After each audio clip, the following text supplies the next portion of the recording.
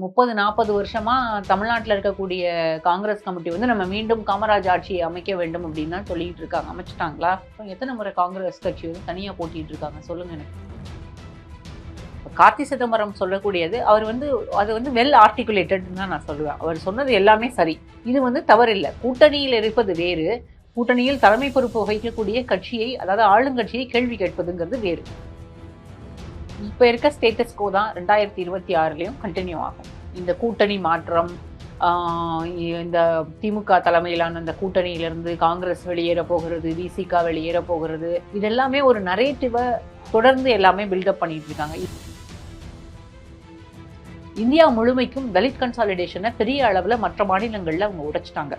ஆனால் தமிழ்நாட்டில் அந்த தலித் கன்சாலிடேஷனை அவங்களால உடைக்க முடியல. இதற்கு முகமாக இருக்கக்கூடியவர் திருமாவளவன். பாரஞ்சித் பேசக்கூடிய அரசியல் முழுக்க திருமாவளவனுடைய அரசியலுக்கு எதிரானது. தலித் அரசியலை இங்கே தமிழ்நாட்டில் அதை வந்து உடைக்கிறதுக்கான ஒரு வழியாக தான் நான் பார்க்குறேன். அதுக்கான ஒரு யுக்தியாக தான் நான் பார்க்குறேன். இப்போ சேம் டைம் திருமாவளவன் அரசியல் செய்கிற மாதிரி இந்த பக்கம் ஜான் பாண்டியனும் ஒரு அரசியல் செய்கிறார். அவரும் தலித்துக்கான லீடராக தான் பார்க்கப்படுறாரு. இவங்களுக்கெல்லாம் அந்த ஓட் புல்லிங் கெப்பாசிட்டி இல்லைன்னு நினைக்கிறீங்களா? ஜான் பாண்டியன் மீது இருக்கக்கூடிய நம்பகத்தன்மை வேறு, திருமாவளவன் மீது இருக்கக்கூடிய நம்பகத்தன்மை வேறு. நீங்கள் வந்து திருமாவளவன் கிட்ட ஒரு மணி நேரம் 2 மணி நேரம் கூட உட்காந்து நீங்கள் ஆர்கியூ பண்ணலாம். ஒரு லிசனிங் கெப்பாசிட்டி, அந்த லிசனிங் கெப்பாசிட்டி பெரும்பாலும் எல்லாருக்கும் இருக்கும்னு நான் சொல்ல மாட்டேன். திமுக கூட்டணியிலிருந்து அவர் வெளியேறிட்டார்னா வேற எங்க போவார்? நான் இந்த கேள்வி உங்ககிட்ட கேட்கிறேன், சொல்லுங்க. இதோட சீட் வந்து அதிகமாக கொடுக்குறாங்க, ஆட்சியிலையும் அதிகாரம் பங்கு கொடுக்குறாங்க அப்படின்றப்ப அதிமுக ஆப்ஷன் யோசிக்க மாட்டாங்களா? இந்த அரசியல்ல எல்லா நேரங்கள்லையுமே ஒன்னும் ரெண்டாவே இருக்காது. ஒன்னும் சைஃபரா கூட முடிஞ்சு போயிடலாம். பட் இது வந்து தொடர்ந்து பத்திரிகையாளர்கள் சொல்றதுதான், அதிமுக வலுவாக தான் இருக்கு, எப்போ வேணா நாங்க மீண்டு வருவோம். எல்லா மாவட்ட நிர்வாகிகளையும் கூப்பிட்டு வந்து வர சொல்லி நேரடியாக கலந்துரையாடல்கள் நடக்கிறது. இந்த கலந்துரையாடல்களுக்கு பிறகு அந்த பார்ட்டியில வந்து ஒரு உற்சாகம் வந்துருச்சுன்னு நீங்க நினைக்கிறீங்களா? வரவே முடியாது. நம்ம எந்த புள்ளி வரும்? 2024 எலெக்ஷன்ல எவ்வளவு தூரம் வந்து ஒர்க் பண்ணியிருக்கணுமோ அதிமுக களத்துல அவங்க இல்லவே இல்லை. இதே மாதிரியான நிலைமை தான் இன்னைக்கு வரைக்கும் இருக்கு. இப்ப இங்க இருக்கக்கூடிய கட்சிகள் அந்த பக்கம் போக விரும்ப மாட்டாங்களா? அதிமுக ஸ்ட்ராங் ஆயிட்டாங்க அப்படின்னா இது வந்து முற்று பெறாத ஒன்னாதான் நான் பார்க்கிறேன். அதிமுகவினுடைய பலம் அதே பலமாக, அதாவது ஜெயலலிதா காலத்தில் இருந்த பலமாக இருப்பதற்கான வாய்ப்புகள் இனி இல்லவே இல்லை.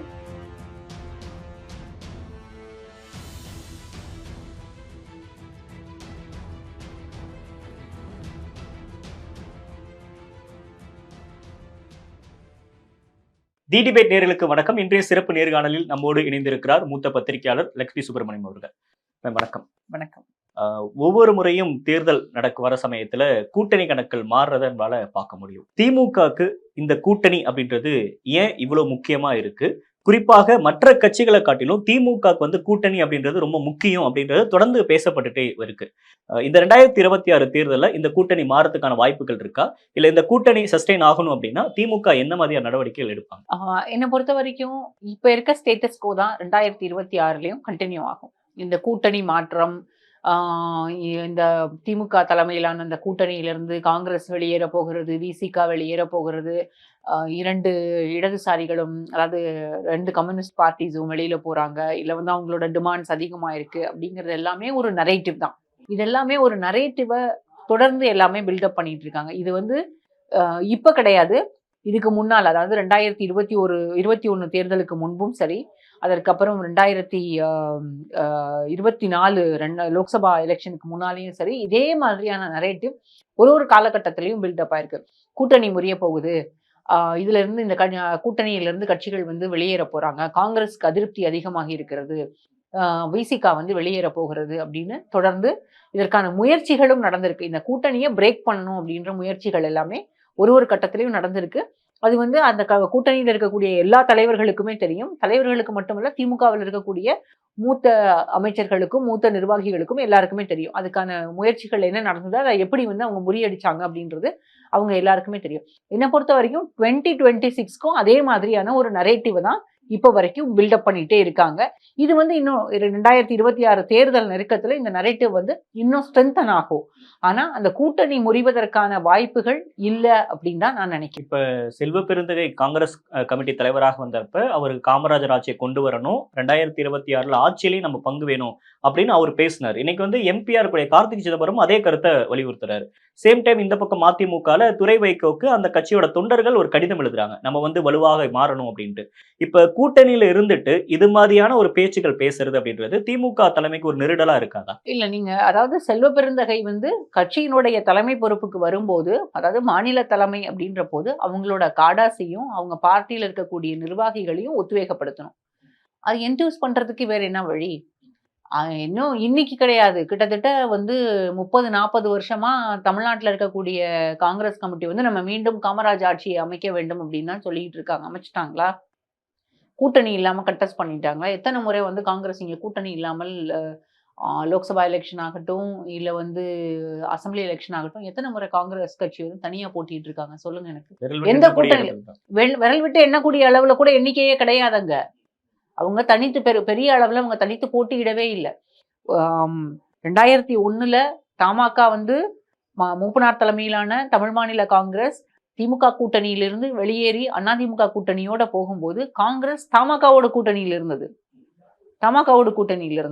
அதற்கு பிறகு ப. சிதம்பரம் தலைமையிலான காங்கிரஸ் ஜனநாயக பேரவையும் வந்து காங்கிரஸோட இணைச்சிடுறாங்க. தமாகவும் காங்கிரஸோட இணைஞ்சிருது. திரும்பவும் வந்து அவங்க எல்லா ஃபேக்ஷன்ஸும் ஒன்னாயிடுறாங்க. என்னை பொறுத்த வரைக்கும் காங்கிரஸ் எந்த கட்டத்திலையுமே கடந்த 24 வருஷத்துல வச்சுக்கலாம், 24 வருஷத்துல எந்த ஒரு தேர்தலிலும் தனியாக போட்டியிட்டது கிடையாது. அவங்களுக்கு அவங்களுடைய பலம் தெரியும். கார்த்தி சிதம்பரம் சொல்லக்கூடியது அவர் வந்து அது வந்து வெல் ஆர்டிகுலேட்டட்னு தான் நான் சொல்லுவேன். அவர் சொன்னது எல்லாமே சரி. ஒரு கட்சியினுடைய மூத்த நிர்வாகியாக அல்லது ஒரு எம்பியாக இருக்கக்கூடிய ஒருவர் கட்சியில் இருக்கக்கூடியவர்களை உத்வேகப்படுத்துறதுக்காக இப்படிதான் பேசி ஆகணும். அதுதான் சரியாக இருக்கும். அரசியல் கட்சி அவங்க அரசியல் தான் செய்யணும், வேற எதுவுமே செய்ய முடியாது. அரசியல் அப்படிங்கிறது என்னன்னா, நம்ம வந்து இன்னொரு கட்சியை நம்பியே இருக்கோம், நம்முடைய கட்சியை வந்து நம்ம ஸ்ட்ரென்தன் பண்ணணும். அவர் கேட்கறதுல என்ன தவறு இருக்கு? திருநெல்வேலியினுடைய மாவட்ட தலைவர் கொல்லப்பட்டிருக்கிறார். திருநெல்வேலி மாவட்ட தலைவர் கொல்லப்பட்டதுக்கு காங்கிரஸ் கட்சி அது குறித்து என்ன கேள்வி கேட்டது? அதுல இதுவரைக்கும் ஒரு கைது கூட நடக்கல. அது வந்து ஒரு அரசியல் கொலை இல்ல வந்து ஒரு வேற ஒரு கிரைம்னே இருக்கட்டுமே, எப்படி இருந்தாலும் அதற்கான நடவடிக்கைகள் ஏன் எடுக்கவில்லை? நம்ம கூட்டணியில இருந்தாலும் நம்ம கேள்வி கேட்காம இருக்கக்கூடாதுன்னு கார்த்தி சிதம்பரம் அந்த புதுக்கோட்டை கூட்டத்துல பேசுறார். அது சரி, இது வந்து தவறில்லை. கூட்டணியில் இருப்பது வேறு, கூட்டணியில் தலைமை பொறுப்பு வகிக்கக்கூடிய கட்சியை அதாவது ஆளுங்கட்சியை கேள்வி கேட்பதுங்கிறது வேறு. நீங்க கூட்டணியில இருந்தாலும் கேள்வி கேட்க வேண்டிய அவசியம் இருக்கிறதுங்கிறது தான் அவர் சொல்றாரு. இன்னொன்று வந்து நம்ம பார்ட்டியை நம்ம பில்டப் பண்ணணும். நம்ம எவ்வளவு நாளைக்கு நம்ம வந்து ஒரு இன்னொரு கட்சி அலையன்ஸ் இல்லாம நம்ம ஜெயிச்சிருக்க மாட்டோம். அதையும் அவர் சொல்றாரு. அலையன்ஸ் இல்லாம ஜெயிச்சிருக்க மாட்டோம். இன்னைக்கு திமுக கூட்டணியில் இருக்கக்கூடிய எல்லா கட்சிகளுக்கும் எல்லா கட்சிகளினுடைய தலைவர்களுக்குமே கட்டாயம் தெரியும், திமுகவோடு கூட்டணியில் இல்லாமல் இருந்தால் அவங்களுக்கு வெற்றி அப்படிங்கிறது கிடையாது அப்படின்றது நல்லா தெரியும். இப்ப வந்து அதாவது சமீப காலமாக 2021 தேர்தலுக்கு முன்பாக இருக்கட்டும் அல்லது 2024 தேர்தலுக்கு முன்பாக இருக்கட்டும், காங்கிரஸ் கட்சியை மட்டுமல்ல திமுக கூட்டணியிலிருந்து விசிகாவையும் வெளியேற்றி விட வேண்டும் அல்லது விசிகாவை வந்து வேறு காரணங்களுக்காக விசிகா தன்னால வெளியேறணும் அப்படிங்கிறதுக்காக அந்த கூட்டணியை உடைப்பதற்கான நிறைய வேலைகள் ஒவ்வொரு கட்டத்திலையும் அந்த கூட்டணியை உடைக்கிறதுக்கான நிறைய வேலைகள் நடந்தது. நான் இன்னும் நிறைய இதை வந்து நீங்க வந்து ரொம்ப சாதாரணமா கூட்டணிக்குள்ள சுருக்கிடக்கூடாதுன்னு நினைக்கிறேன். இந்த அரசியல் வந்து பெருசு. அதாவது இந்தியா முழுமைக்கும் 2 அரசியலை மட்டும்தான் பாரதிய ஜனதா கட்சி உடைக்கணும்னு நினைக்கிறாங்க. ஒண்ணு வந்து மைனாரிட்டி, அதாவது இஸ்லாமியர்கள் ஒன்றிணைந்து அதாவது முஸ்லிம் கன்சாலிடேஷனையும் தலித் கன்சாலிடேஷனையும் உடைக்கணும்னு நினைக்கிறாங்க. முஸ்லிம் கன்சாலிடேஷனை அவங்களால பெரிய அளவுல உடைக்க முடியல. நீங்க வந்து லோக்சபா எலெக்ஷன் அப்ப பார்த்திருப்பீங்க, நிறைய இடங்கள்ல முஸ்லிம்ஸ் வந்து பேட்சஸா வந்து ஓட்டு போட்டிருப்பாங்க. அதுவும் உத்தரப்பிரதேசத்துல முசாஃபர் நகர் போன்ற பகுதிகளில் எல்லாமே அவங்க வந்து பேட்சஸ்ல வந்து ஓட்டு போட்டிருப்பாங்க. அதனாலதான் நீங்க வந்து ஹைதராபாத் எலெக்ஷன்ல அந்த ஷோபான்னு ஒருத்தவங்க கண்டெஸ்ட் பண்ணாங்க இல்ல, பிஜேபியினுடைய எம்பி கேண்டிடேட்டா, அவங்க வந்து முஸ்லிம்ஸ் எல்லாம் ஒன்னா சேர்ந்து வரும்போது அவங்களெல்லாம் நீங்க புர்காவை முகத்தை காட்டுங்க, உங்களுடைய ஐடி கார்டை காட்டுங்க அப்படின்லாம் சொன்னது. அது வந்து ஒரு பயமுறுத்துறதுக்கான ஒரு யுக்தி. அந்த அடிப்படையில நீங்க பாத்தீங்கன்னா 2 கன்சாலிடேஷனை அவங்க வந்து உடைக்கணும்னு நினைக்கிறாங்க. இந்தியா முழுமைக்கும் தலித் கன்சாலிடேஷனை பெரிய அளவுல மற்ற மாநிலங்கள்ல அவங்க உடைச்சிட்டாங்க. ஆனா தமிழ்நாட்டுல அந்த தலித் கன்சாலிடேஷனை அவங்களால உடைக்க முடியல. இதற்கு முகமாக இருக்கக்கூடியவர் திருமாவளவன். திருமாவளவனை வந்து எவ்வளவு தூரம் அவரை வந்து அவர் மீது அவதூறோ அல்லது அவருக்கு எதிரான விஷயங்களை பேச முடியுமோ அவ்வளவு தூரம் எல்லா சைட்ல இருந்தும் இன்னைக்கு நீங்க வந்து பாரஞ்சித் பேசக்கூடிய அரசியல் முழுக்க முழுக்க திருமாவளவனுடைய அரசியலுக்கு எதிரானது.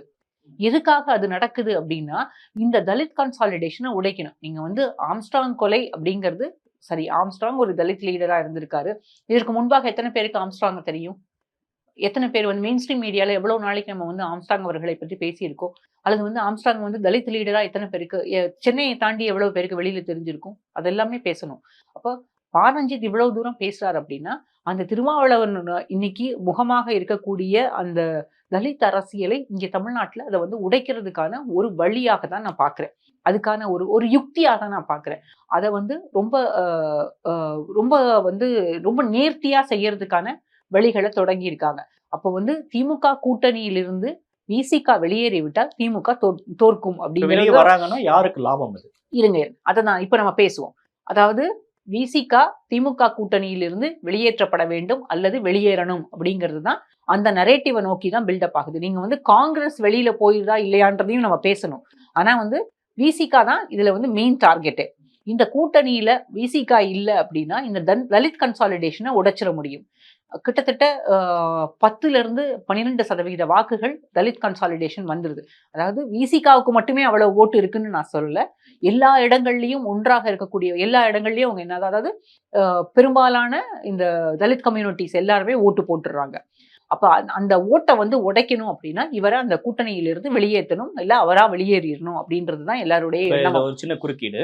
இப்ப சேம் டைம் திருமாவளவன் அரசியல் செய்யற மாதிரி இந்த பக்கம் ஜான் பாண்டியனும் ஒரு அரசியல் செய்யறாரு. அவரும் தலித்துக்கான லீடரா தான் பார்க்கப்படுறாரு.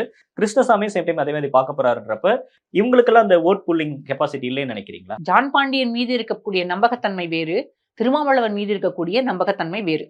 நீங்க வந்து திருமாவளவன் இருக்கக்கூடிய லீடர்ஷிப் குவாலிட்டிஸ் மற்றவர்களுக்கா இருக்கா இல்லையான்ற ஒரு கேள்வியை நீங்க இங்க வைக்கணும் அப்படின்னு நான் நினைக்கிறேன். நீங்க வந்து திருமாவளவன் கிட்ட ஒரு மணி நேரம் 2 மணி நேரம் கூட உட்காந்து நீங்க ஆர்கியூ பண்ணலாம். எவ்வளவு விஷயங்களை வேணாலும் நீங்க சொல்லலாம். ஆனா அவர் வந்து உங்கள்கிட்ட எவ்வளவு நீங்க பேசுனீங்கனாலும் உங்களை பொறுமையா அவ்வளவு நேரமும் கேட்பார். அது வந்து ஒரு மிகப்பெரிய லீடர்ஷிப். ஒரு லிசனிங் கெப்பாசிட்டி, அந்த லிசனிங் கெப்பாசிட்டி பெரும்பாலும் எல்லாருக்கும் இருக்கும்னு நான் சொல்ல மாட்டேன். ஒரு லீடருக்கு அது வந்து ரொம்ப தேவை. எவ்வளவுதான் இருந்தாலும் எல்லாத்தையும் வாங்கிப்பார். டிசிஷன் அவரோடதா இருக்கலாம். ஆனா வந்து அந்த ப்ரோஸ் அண்ட் கான்ஸ் என்ன இருக்கு அப்படின்றது, நீங்க வந்து ஒரு விஐபியா இருக்கலாம், இல்ல ஒரு ஜெர்னலிஸ்டா இருக்கலாம், இல்ல ஒரு சாதாரண ஒரு பிரஜையா கூட இருக்கலாம். ஆனா நீங்க என்ன சொல்றீங்களோ அது எல்லாத்தையும் அவர் உள்வாங்கிப்பார். இப்போ விசிகாவை பொறுத்த வரைக்கும் அவங்களுக்கு நிறைய இடங்கள்ல பார்ட்டிக்கு இன்ஃப்ராஸ்ட்ரக்சரும் இருக்கு. அவங்க வந்து சமீப காலங்கள்ல அவங்களுடைய கட்சியை வளர்க்கறதுக்கான நிறைய வேலைகளையும் செஞ்சிருக்காங்க. வாங்கியிருக்காங்க. அவங்களுக்கு ஒரு அதையும் தாண்டி அவர் வந்து இதே களத்துல பல ஆண்டு காலமாக, அதாவது ஒரு கன்சிஸ்டன்டான ஒரு லீடரா இருந்திருக்காரு. நீங்க வந்து கிருஷ்ணசாமியை வந்து நீங்க தென்காசிக்கு அந்த பக்கம் மட்டும்தான் பார்க்க முடியும். அதாவது மதுரைக்கு அந்த பக்கம் மட்டும்தான். தென்காசி அந்த பகுதிகளில், கன்னியாகுமரி அந்த பகுதிகளில் மட்டும்தான் கிருஷ்ணசுவாமிக்கான செல்வாக்கு இருக்குன்றதை நீங்க சொல்ல முடியும். ஜான் பாண்டியனையும் நீங்க அப்படிதான் வச்சு பார்க்க முடியும். ஆனால் திருமாவளவனை வந்து நீங்க எல்லா தொகுதிகள்லயுமே அவங்களுக்கு வந்து வாக்குகள் இருக்கு. எல்லா தொகுதிகள்லயுமே வாக்குகள் இருக்கு. அப்போ வந்து விசிகாவுக்கு ஒரு தமிழ்நாடு முழுவதுமே அவங்களுக்கு ஒரு செல்வாக்கு இருக்குன்றதை நீங்க ஒத்துக்கணும். விசிகாவை இந்த கூட்டணியிலிருந்து வெளியேற்றிட்டா இந்த தலித் கன்சாலிடேஷனை உடைச்சிட முடியும் அப்படிங்கிறது தான் தொடர்ந்து பில்டப் பண்ணக்கூடிய ஒரு நரேட்டிவ். விசிகாவை வந்து இந்த கூட்டணியிலிருந்து பிரிச்சுட்டா வெளியில வந்த பிறகு விசிகாவுக்கும் லாபம் இல்லாம போகும், திமுகவுக்கும் லாபம் இல்லாமல் போகும். அதுதான் வந்து உண்மை. ரெண்டு பேருக்குமே பாதிப்பு இருந்தாலும் ரெண்டு பேருக்குமே அந்த லாபம் இல்லாமல் போகும். ஆனா பெரிய அளவுல டிஎம்கேக்கு டேமேஜ் இருக்காது. விசிகாவுக்கு வந்து அவங்களுக்கு என்னன்னா, நான் புரிஞ்சுக்கிற வரைக்கும் அவர் வந்து நிறைய பேட்டிகள்ல திருமாவளவன் அவர்களே சொல்லியிருக்காரு, எங்களுக்கு வந்து அதிகாரம் இருக்கு, அதிகாரத்துல நாங்க இருக்கணும், அதிகாரத்துல இருந்தா மட்டும்தான் என்னுடைய மக்களுக்கான தேவைகளை என்னால பூர்த்தி செய்ய முடியும்னு நான் நம்புறேன் அப்படின்னு சொல்லியிருக்காரு. இப்போ வந்து நாடாளுமன்றத்திலையும் சட்டமன்றத்திலையும் அதே போல உள்ளாட்சிகள்லையுமே அவங்களுக்கு பிரதிநிதித்துவம் இருக்கிற வரைக்கும் தான் விசிகாவினுடைய செல்வாக்கு. அவர் சொல்றது போல அதிகாரத்தில் இருந்தா மட்டும்தான் அவங்க மக்களுக்கான தேவைகளை பூர்த்தி செய்ய முடியுங்கிறது உண்மை. ஒருவேளை திமுக கூட்டணியிலிருந்து விசிகா வெளியேறி விடுகிறது, எல்லாரும் பில்டப் பண்ற அந்த நரேட்டிவ்ல அவங்க வந்து they fall to the narrative and they quit the alliance அப்படின்னே வச்சுக்கோங்க. அப்படி இருந்ததுன்னா விசிகா வேறு எந்த கூட்டணியில போய் இணைய முடியும்? Because ஏற்கனவே 2016 மக்கள் நல கூட்டணி தொடங்கியது. அந்த மக்கள் நல கூட்டணியால் லாபம் எதுவுமே இல்ல, தவறு செஞ்சிட்டோம் அப்படின்றத நிறைய இடங்கள்ல திருமாவளவன் அவர்களே பதிவு செய்திருக்கிறார். இல்ல உண்டா இல்லையா? பதிவு செய்திருக்கிறார். அப்படி இருக்கும்போது இந்த முறை திமுக கூட்டணியிலிருந்து அவர் வெளியேறிட்டார்னா வேற எங்க போவார்? நான் இந்த கேள்வி உங்ககிட்ட கேட்கிறேன், சொல்லுங்க. இன்கேஸ் ஆப்போசிட்ல இதோட சீட் வந்து அதிகமா கொடுக்குறாங்க, ஆட்சியிலையும் அதிகாரம் பங்கு கொடுக்குறாங்க அப்படின்றப்ப அதிமுக ஆப்ஷன் யோசிக்க மாட்டாங்களா? அதிமுகவோடு கூட்டணி போகிறது நீங்க வந்து அரசியல்ல எல்லா நேரங்கள்லயுமே ஒண்ணு ரெண்டாவே இருக்காது. ஒண்ணு சைஃபரா கூட முடிஞ்சு போயிடலாம். அப்போ அதிமுகவோட கூட்டணி அப்படிங்கிறது விசிகாவுக்கு பெரிய அளவுல வெற்றி கொடுக்கக்கூடியதாக இருக்காது.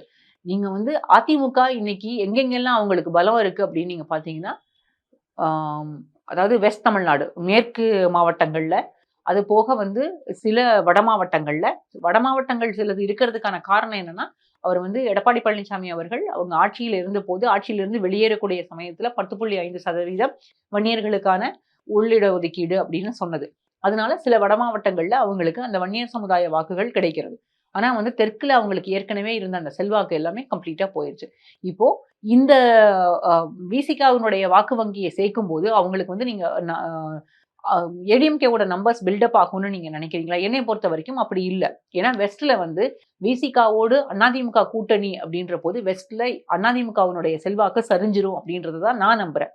ஏன்னா எல்லா இடங்கள்லயுமே இந்த கூட்டணி கணக்கு வந்து விசிகாவுக்கும் லாபம் தரக்கூடியதாக இருக்காது, அதிமுகவுக்கும் லாபம் தரக்கூடியதாக இருக்காது.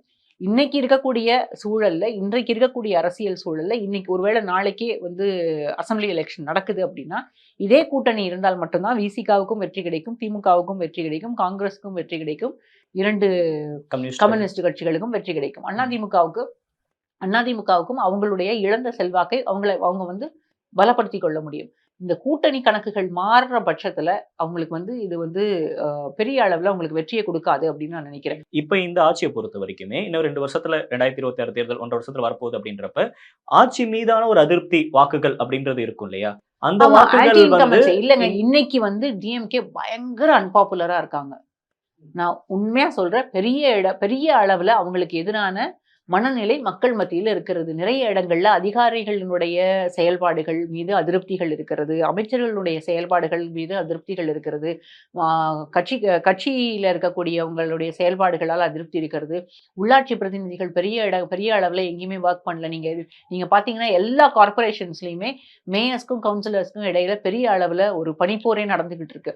2 மேயர் வந்து ரிசைன் பண்ணாங்க. இன்னும் அதுக்கப்புறம் வந்து அந்த மேயர் அப்பாயின்மெண்ட்ஸ் இது வரைக்கும் நடக்கல, கோயம்புத்தூர்லயும் திருநெல்வேலியிலும். இப்போ எல்லா இடங்கள்லயுமே திமுகவுல உட்கட்சி பூசல் பெரிய அளவுல இருக்கிறது.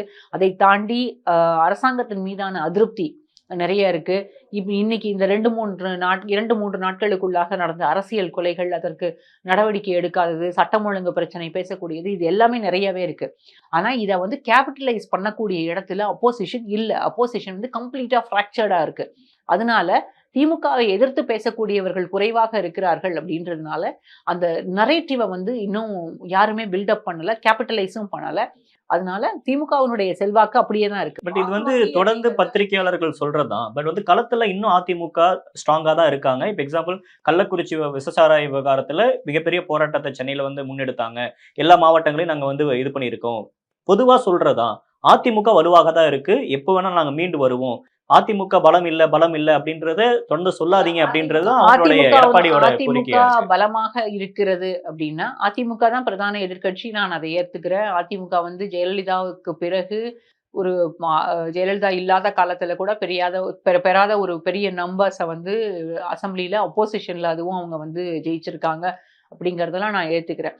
2021 தேர்தல்ல திமுக கூட்டணியை விட அவங்களுக்கு கிடைச்ச வாக்குகள் கிட்டத்தட்ட 1% தான் குறைவு அப்படின்றதையும் நான் ஏத்துக்கிறேன். ஆனா இந்த மக்களவை தேர்தலுக்கு பிறகு, அதாவது அவர் என்ன சொன்னாரு, நாங்க கூட்டணியிலிருந்து பாரதிய ஜனதா கட்சி கூட்டணியிலிருந்து வெளியேறும் போது நாங்க ஒரு மெகா கூட்டணி அமைக்க போகிறோம், எங்களுக்கு வந்து பெரிய அளவுல வெற்றி கிடைக்க போகிறது அப்படின்னு சொல்லிதான் அவர் வந்து பேசுறாரு. அப்படி அதை பேசும்போது எல்லாரும், அதாவது கட்சிக்குள்ள இருக்கக்கூடியவர்களுக்கே ஒரு நம்பிக்கை இருந்தது, அவரால் ஒரு பெரிய கூட்டணியை கட்டமைக்க முடியும், நம்மளால பெரிய அளவுல வெற்றி பெற முடியும், இழந்த செல்வாக்கை மீண்டும் அதிமுக பெறப்போகிறது அப்படின்னு. ஆனா தொடர் தோல்விகள் வந்து எப்போதுமே தொண்டர்களை வந்து உற்சாகப்படுத்தாது. பட் அது நாடாளுமன்ற தேர்தல். அதுக்கப்புறம் வந்து கிட்டத்தட்ட 15-20 நாட்களாக அவங்க பார்ட்டியில வந்து மீட்டிங்ஸ் நடக்குது. எல்லா மாவட்ட நிர்வாகிகளையும் கூப்பிட்டு வந்து வர சொல்லி நேரடியாக கலந்துரையாடல்கள் நடக்கிறது. இந்த கலந்துரையாடல்களுக்கு பிறகு அந்த பார்ட்டியில வந்து ஒரு உற்சாகம் வந்துருச்சுன்னு நீங்க நினைக்கிறீங்களா? வரவே முடியாதுன்னு நம்ம எந்த புள்ளிக்கு வரோம்? இல்ல வரவே முடியாதுன்னு நான் சொல்லல. வர்றதுக்கான வாய்ப்புகள் இருக்கிறது. இன்னும் வந்து 1 1/2 ஆண்டு காலம் இருக்கு 2026 தேர்தலுக்கு. அதுக்குள்ள நம்ம வந்து அவசரப்பட்டு எதுவுமே முடிவு பண்ணல. ஆனா இன்னைக்கு வரைக்கும் அந்த உற்சாகம் வரல அப்படிங்கிறத தான் நான் சொல்றேன். இனிமேல் வராதுன்றத நான் வந்து உங்களுக்கு ஏசியமா நான் சொல்ல விரும்பல. இன்னைக்கு வரைக்கும் அந்த உற்சாகம் வரல. அத பில்டப் பண்றதுக்கான எந்த வேலைகளையுமே அதிமுகவுல இருக்கக்கூடிய தலைமை பொறுப்பில் இருக்கக்கூடிய எடப்பாடி பழனிசாமி அவர்களோ, அல்ல கீழ இருக்கக்கூடிய மற்ற நிர்வாகிகளோ, அல்ல பழைய மூத்த அமைச்சர்களோ யாருமே வந்து செய்யல. இன்னும் சொல்லப்போனா அவங்க எல்லாருக்குள்ளயுமே ஒரு அதிருப்தி இருக்கிறது. பார்ட்டி வந்து தென் மாவட்டங்கள்ல ஏற்கனவே இருந்த செல்வாக்கு நமக்கு இல்ல. அ வட அ வட மாவட்டங்கள்ல வந்து வன்னியர்கள் வாக்களித்தாலும் இன்னும் மற்ற சமூகத்தினர் வந்து வாக்களிக்கல. மேற்கு மாவட்டங்கள மட்டுமே நம்பி இருக்கோம். மேற்கு மாவட்டத்திலயும் இந்த முறை வந்து நமக்கு வந்து அதே அளவு வாக்குகள் கிடைக்கல. யாருமே வந்து வெளியில வந்து வொர்க் பண்ணலங்க. இந்த 2024 எலக்ஷன்ல எவ்வளவு தூரம் வந்து வொர்க் பண்ணியிருக்கணுமோ அதிமுக களத்துல அவங்க இல்லவே இல்ல. இதே மாதிரியான நிலைமை தான் இன்னைக்கு வரைக்கும் இருக்கு. சேர்ந்து 24 அவங்க ஒரு எலக்ஷன் விளக்கம் முடிஞ்சு கிட்டத்தட்ட குடுக்குறாங்கல்ல. 2 மாசத்துக்கு மேல ஆயிருச்சு. ம். இப்பவும் அதே மாதிரி தான் இப்ப இருக்கு. அதிமுக சைடுல ஒரு விளக்கம் குடுக்குறாங்க. 2024 நாடாளுமன்ற தேர்தல் அப்படின்றப்ப மத்தியில யார் ஆட்சிக்கு வேணும்? மோடியா? ராகுலா? அப்படின்றப்ப இங்க 2 அணிகள் இருக்காங்க. ஆனா நாங்க வந்து யாருன்னு அத நாங்க ஃபிக்ஸ் பண்ணல. ஆனா 2026 அப்படின்னு வரப்ப வந்து இங்க மாநிலத்துக்கு மீதான வரவேற்பாகட்டும், இல்ல அதிருப்தி ஆகட்டும். அதுல தான் வாக்குகள் வரும். அப்படி இருக்கிறப்ப அதிமுக தான் பிரதான எதிர்க்கட்சி. நாங்க இல்ல மீண்டு நீங்க வருவோம். வந்து எங்களுக்கான வாக்குகள் இந்த அதிகரிக்கும் அப்படின்னு இந்த அவங்க சொல்றாங்களே. ஒப்பீடே தப்பு. அதாவது மோடியா, ராகுலா அப்படின்னு கேள்வி வந்தது. நாங்க வந்து தனியா நின்னோம் அப்படின்னா, 2014ல ஜெயலலிதா வந்து மோடியா, லேடியான்னு கேட்டாங்க. ஆனா வந்து ஜெயலலிதாவுக்கு வாக்களித்தார்கள். ஜெயலலிதாவால் பிரதமராக முடியும். ஜெயலலிதாவே இல்ல வந்து மத்தியில யார் ஆட்சி செய்ய வேண்டும், ஜெயலலிதாவால முடிவு செய்ய முடியும்னு மக்கள் வந்து நம்புனாங்க. அதனால தான் ஜெயலலிதாவுக்கு ஓட்டு போட்டாங்க. ஆனா, இப்ப வந்து எடப்பாடி பழனிசாமி அவர்களால் தலைமை பொறுப்புக்கு யார் வர வேணும் அப்படிங்கிற மாதிரி தீர்மானிக்கக்கூடிய இடத்துல அவர் வந்து ஒரு கரிஸ்மாட்டிக் லீடர் இல்ல அப்படின்ற மாதிரி தான் இந்த தேர்தல் முடிவுகள் இருந்ததா நான் நம்புறேன். இனி வந்து இப்போ தமிழ்நாட்டை பொறுத்தவரைக்கும் இன்னைக்கு நீங்க வேணும்னு சொன்னாலும், வேண்டான்னு சொன்னாலும், ஸ்டாலினுக்கு இருக்கக்கூடிய செல்வாக்கும், எடப்பாடி பழனிசாமி அவர்களுக்கு இருக்கக்கூடிய செல்வாக்கும் வேறு வேறு. ஸ்டாலினுக்கு வந்து செல்வாக்கு வந்து கூடி தான் இருக்கு. இவருடைய செல்வாக்கு வந்து அடுத்த இடத்துல. அந்த கரிஸ்மாட்டிக் லீடர் அப்படின்றபோது நீங்க ஸ்டாலின தான் முதன்மை இடத்துல வைக்க முடியும். அதுக்கு அடுத்தது தான் நீங்க வந்து எடப்பாடி பழனிசாமிய பிளேஸ் பண்ண முடியும். 2வது இன்னைக்கு வந்து இருக்கக்கூடிய அரசியல் சூழல், இப்ப இருக்கக்கூடிய சூழல்ல இந்த கூட்டணி கட்சிகள் எனக்கு தெரிஞ்சு யாருமே வெளியில போக மாட்டாங்க. நீங்க வந்து காங்கிரஸ்ல இருக்கக்கூடியவங்க இன்னைக்கு பேசலாம். ஈவி.கே.எஸ். இளங்கோவன் ஒரு கருத்து சொல்லலாம். செல்வபெருந்தகை ஒரு கருத்து சொல்லலாம். கார்த்தி சிதம்பரம் ஒரு கருத்து சொல்லலாம். எல்லாருக்குமே வந்து ஒரு ஒரு அவங்க எல்லாருக்குள்ளேயும் ஒரு ஆதங்கம் இருக்கணும். நம்ம பார்ட்டி வந்து பெருசா இருக்கணும். நம்ம வந்து முடிவு செய்யக்கூடிய இடத்துல இருக்கணும். கரெக்ட் தான். எல்லா அரசியல் தலைவர்களுக்கும், எல்லா அரசியல் கட்சிகளுக்கும் இது வந்து இருக்க தான் வேணும். ஆனா, காங்கிரஸ பொறுத்தவரைக்கும் அவங்க இங்க ஸ்டேட் லீடர்ஷிப்பா இருக்கட்டும், இல்ல ஸ்டேட்ல இருக்கக்கூடிய ஆஃபீஸ் பேரர்ஸா இருக்கட்டும், அவங்க என்ன முடிவு எடுத்தாலும் அது வந்து டெல்லியில தான் வந்து அத வந்து அப்ரூவ் பண்ணணும். டெல்லி வந்து ஓகே சொல்லல அப்டின்னா, இங்க வந்து அதுக்கு எந்த மாதிரியான சாத்தியக்கூறுகளும் கிடையாது. காங்கிரஸை பொறுத்தவரைக்கும் திமுக கூட அவங்களுக்கு இருக்கக்கூடிய ஈக்குவேஷன்ஸ் வந்து வேறு. ஏன்னா 2024 தேர்தலுக்கு முன்பாகவே இந்த கூட்டணியிலிருந்து காங்கிரஸ் வெளியேற வேண்டும் அப்டிங்கிற மாதிரியான கோரிக்கைகள் அவங்க கட்சிக்குள்ள இருக்கவங்க கிட்ட இருந்தே நிறைய கோரிக்கைகள் வந்தது. அந்த கோரிக்கைகள் எல்லாத்தையும் தாண்டி இங்க இருந்து நெறைய பேர் போய் டெல்லியில உட்கார்ந்து அங்க வந்து கூட்டணியில இருந்து வெளியில வந்துருங்க அப்டின்னு பேசின நேரங்கள் எல்லாம் உண்டு. அப்படி இருந்தும் அங்க வந்து சோனியாவும், ராகுலும் இல்ல நம்ம வந்து டிஎம்கேவோட தான் கன்டின்யூ பண்ண போறோம் அப்படின்றத முடிவா இப்ப சேர்ந்த 2006ல காங்கிரஸோட தயவுனால திமுக ஆட்சி அமைக்கிறாங்கல்ல. அதே மாதிரியான சுவிட்ச் வந்து 2026ல காங்கிரஸோட தயவுல திமுக வராங்க அப்படின்னா, நம்ம ஆட்சியில பங்கு கேட்கணும் அப்படின்னு இப்பயிலேருந்து அவங்க பேசுறாங்கல்ல.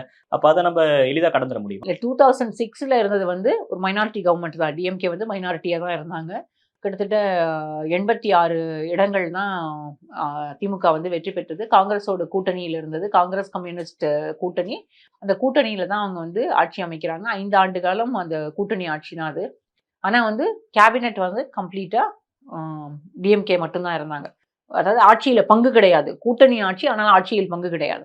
2026ல இவங்க எல்லாரும் என்ன நினைக்கிறாங்க அப்படின்னா, அதே மாதிரி ஒருவேளை டிஎம்கேக்கு வந்து நம்பர்ஸ் குறையுது அப்படின்னா, நமக்கு வந்து இது கூட்டணி ஆட்சியாக இருக்கணும். நம்ம வந்து ஆட்சியில பங்கு பெறணும் அப்படின்னு ஒரு கோரிக்கை வைக்கப்படுகிறது. அது சரிதான். அது வந்து தவறுன்னு சொல்ல முடியாது. ஏன்னா எல்லா அரசியல் கட்சிகளும் பவர்ல இருக்கணும்னு நினைக்கிறது சரிதான். ஆனால் திமுகவை பொறுத்தவரைக்கும் அவங்களுக்கும் வந்து இன்னைக்கு வந்து தமிழ்நாட்டுல இருக்கக்கூடிய ஒரு பவர்ஃபுல்லான பார்ட்டி, அதுலயும் வந்து நான் ஏற்கனவே சொன்ன மாதிரி ஒரு மாஸ் லீடர் இல்ல வந்து கரிஸ்மாட்டிக் லீடர் அப்படின்னா அது வந்து ஸ்டாலின் தான். அப்ப திமுகவுக்கும் தெரியும் கூட்டணி கட்சிகளை எங்கெங்க வைக்கணும், அவங்களுக்கு யாருக்கு என்ன தேவை, எதை செய்து கொடுக்கணும், அவங்களுக்கு எத்தனை இடங்கள் ஒதுக்கி தரணும் அப்படிங்கிறது.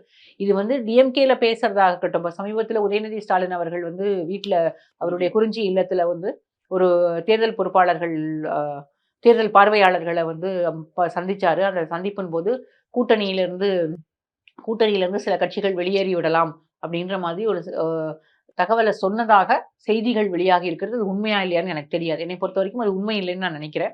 அப்படியே ஒருவேளை அது உண்மையாக இருந்தால் அவங்க வந்து கூட்டணியிலிருந்து கட்சிகள் வெளியேறினா நம்ம தயாராகணும் அப்படிங்கிற ஒரு ஒரு சமிக்ஞையை வந்து அவர் கொடுக்கிறாருன்னு புரிஞ்சுக்கலாம். இல்ல அப்படின்னா அத நான் எப்படி புரிஞ்சுக்கிறேன் அப்படின்னா, அவங்கள கூட்டணியிலிருந்து எல்லா கட்சிகள் நீங்க யாரும் வெளியில போனாலும் எங்களுக்கு எந்த பாதிப்பும் கிடையாது அப்படின்னு சொல்லி அவங்களுடைய பார்கெனிங் கெப்பாசிட்டி, அவங்களுடைய பார்கெனிங் பவரை வந்து அவர் குறைக்கிறார் அப்படின்னு தான் நான் நினைக்கிறேன். ஏன்னா இப்ப இருக்கக்கூடிய சூழல்ல விசிக ஆகட்டும் இல்ல காங்கிரஸ் ஆகட்டும் லாஸ்ட் டைம் அவங்க கண்டெஸ்ட் பண்ண அதே நம்பர்ஸ்க்கு அவங்க ஒத்துக்க மாட்டாங்க. கண்டிப்பா கூடுதல் எண்ணிக்கை எங்களுக்கு வேணும் அப்படின்னு கட்டாயம் கேட்பாங்க. அதுலயும் வந்து விசிக வந்து கடந்த முறையே அவங்களுக்கு வந்து 2 பொது தொகுதி கொடுக்கப்பட்டது. இப்ப வந்து பொது தொகுதிகள் வந்து அதிகமாக கேட்பாங்க. ஏன்னா நாங்க வந்து தேசிய அளவில் அங்கீகாரம் பெற்ற ஒரு கட்சி அப்படின்ற போது விசிக பொது தொகுதிகள் அதிகமாக கேட்பாங்க. அதே மாதிரி காங்கிரஸ் வந்து அவங்களுக்கு நம்பர்ஸ் அதிகமா கேட்கணும் அப்படின்னு கட்டாயம் கேட்பாங்க. ஆனால் 2011ல வந்து காங்கிரஸ் அதிக இடங்கள், அதாவது 63 இடங்கள் வந்து கேட்டாங்க. அப்போ கூட கலைஞர் அவர்கள் வந்து சொன்னாரு, 63 நாயன்மார்கள் மாதிரி 63 இடங்கள் கேட்டிருக்காங்க அப்படின்னு. கடைசியில அது 0 தான் அவங்களுக்கு. ஸோ வந்து ஸ்ட்ரைக்கிங் ரேட் எவ்வளோன்றத பொறுத்து தான் காங்கிரஸ்க்கும் சரி, விசிகாக்கும் சரி, திமுக வந்து இடங்களை ஒதுக்கி கொடுப்பாங்கன்னு நினைக்கிறேன். ஆனா என்னை பொறுத்த வரைக்கும் இந்த கூட்டணியை இப்படியே வச்சுக்கிறதுக்கு ஸ்டாலினால மட்டும்தான் முடியும். நீங்க வந்து கலைஞர் இப்ப பொதுவா 2019 இருந்து இன்ன வரைக்கும் நடந்த எல்லா தேர்தலையும் இந்த கூட்டணி வந்து ரொம்ப ஸ்ட்ராங்கா இருக்காங்க. ரிப்பீட்டா ரொம்ப இன்டாக்டா இருக்காங்கன்றப்ப இந்த கூட்டணியை தக்க வச்சுக்கிறதுக்கு இப்ப பொதுவாவே கூட்டணி அப்படின்றத பலப்படுத்தணும் அப்படின்னா கலைஞர் அவர்களுக்கும் ஸ்டாலின் அவர்களுக்கும் என்ன வித்தியாசம் பாக்குறீங்க? இந்த கூட்டணியை வந்து கட்சிகளை வந்து அனுசரிச்சு போகிறது. இந்த தேர்தல்ல கூட அது வந்து ரொம்ப இன்க்ளூசிவ் அலையன்ஸா தான் இருந்தது. அவங்களுக்கு என்ன தொகுதிகள் வேணுமோ அந்த தொகுதிகளை அவங்க கேட்கக்கூடிய தொகுதிகள் சில இடங்கள் 1, 2 இடங்கள் மாத்தி கொடுத்து இப்போ வந்து ஒருவேளை கோயம்புத்தூரை வந்து கம்யூனிஸ்டே ரீட்டைன் பண்ணணும் அப்படின்னு டிஎம்கே சொல்லியிருந்தாங்க அப்படின்னா அது வந்து ரிசல்ட்டே மாறி இருக்கும். ஆனா திமுக வந்து என்னெல்லாம் டஃப் கான்ஸ்டியூவன்சிஸா இருக்குமோ, கான்டெஸ்ட் வந்து ஹெவியா இருக்குமோ அது எல்லாத்தையும் திமுக அவங்க பக்கம் வச்சுக்கிட்டு மற்றது வந்து எங்கெல்லாம் ஈஸியா வெற்றி பெற முடியுமோ அங்க எல்லாமே கூட்டணி கட்சிகளுக்கு கொடுக்குறாங்க. ஒருவேளை திருச்சியும் உதாரணம் சொல்லணும்னு நினைக்கிறேன். திருச்சியில துரை வைகோ வந்து தனியாக போட்டியிட்டு இருந்தார் அப்படின்னா அவர் எவ்வளவு வாக்குகள் வாங்கியிருப்பாருன்னு நம்மளால நினைச்சு கூட பார்க்க முடியாது. திமுகவோடு கூட்டணி அப்படின்றதுனால அது வந்து அவங்களுக்கும் அது வந்து பலமாக இருந்தது.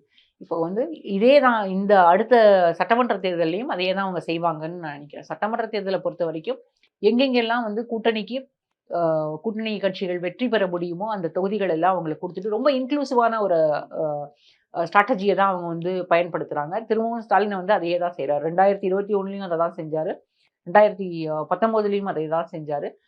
2024லயும் அதை தான் பண்ணியிருக்காரு. அதாவது கிட்டத்தட்ட 5 தேர்தல்களாக ஒரே கூட்டணி தான் தொடருது.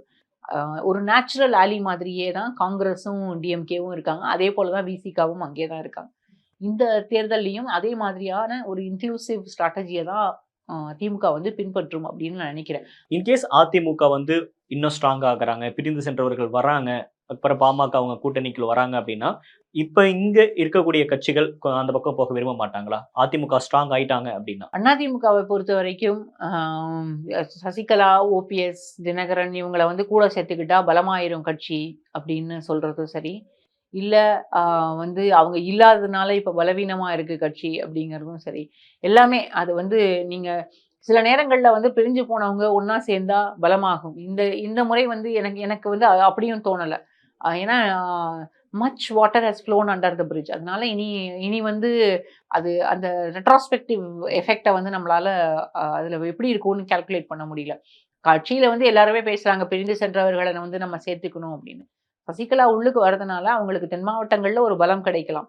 ஆனா அதுவே பலமாக இருக்கும்னு சொல்ல முடியாது. ஏன்னா அமமுக தனியா ஒரு கட்சியாக இருக்கிறது. அப்ப டிடிவி தினகரன் என்ன செய்வார்ன்ற ஒரு கேள்வியும் வருகிறது இல்லையா? டிடிவி தினகரன் அதிமுகவுக்குள்ள வந்துருவாரா? டிடிவி தினகரன் உள்ளுக்கு வந்தா அதிமுகவுல யார் தலைமை பொறுப்புல இருப்பா? எடப்பாடி பழனிசாமிக்கு கீழ சசிகலாவும், டிடிவி தினகரனும், ஓபிஎஸும் இருப்பாங்களா? ஓபிஎஸ்க்கு ஏற்கனவே அவருக்கு வந்து எந்த பொறுப்புமே குடுக்கல. அவர் பொதுச் செயலாளர் ஆக்கல அப்படின்னு சொல்லி தானே வெளியில போகுறாரு. அப்போ வந்து எடப்பாடி பழனிசாமி தலைமையில கட்சி, இவங்க எல்லாரும் அவருக்கு கீழ வந்து நிர்வாகிகளா இருப்பாங்க அப்படின்றபோது, அது எப்படி சாத்தியமாகும் அப்படின்னு எனக்கு தெரியல. எல்லா விதமாக நீங்க யோசிச்சீங்க அப்படின்னாலும், இத வந்து அதிமுக வந்து பிரிஞ்சு போனவர்கள் ஒண்ணா சேரணுங்கிறது தேவைதான். ஆனால் யாருக்கு என்ன பொறுப்பு? திரும்பவும் அதுக்குள்ள ஒரு ஃபேக்ஷனல் ஃபைட் இருந்துட்டே தான் இருக்கும். போய் இது வந்து முற்று பெறாத ஒண்ணா தான் நான் பார்க்கிறேன். அதிமுகவினுடைய பலம் அதே பலமாக, அதாவது ஜெயலலிதா காலத்தில் இருந்த பலமாக இருப்பதற்கான வாய்ப்புகள் இனி இல்லவே இல்ல. நிறைய விஷயங்கள் பகிர்ந்துக்கிட்டீங்க. நேரம் கொடுத்தமைக்கு நன்றி. Thank you ma'am.